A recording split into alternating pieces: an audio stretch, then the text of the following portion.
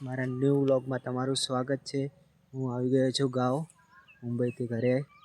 થોડો બીમાર પડી ગયો હતો એટલા માટે તમને હું મારી ખેતીવાડી કેસી છે જો એ બધું તમને બતાવું છું।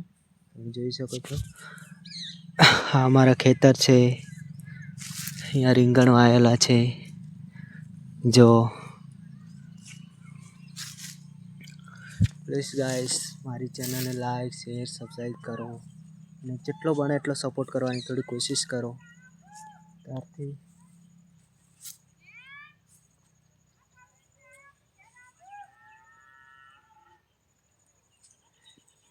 હવે તમને વધારે તો હું શું કહું,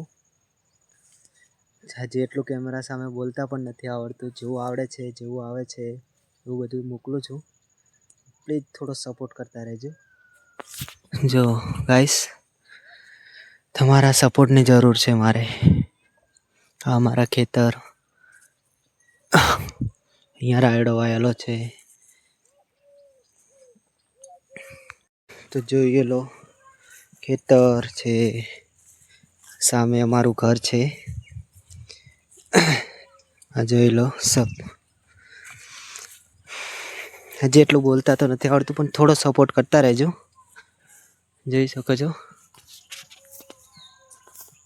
વધારે તો હું શું કહું શું ના કહું કંઈ ખબર નથી પડતી।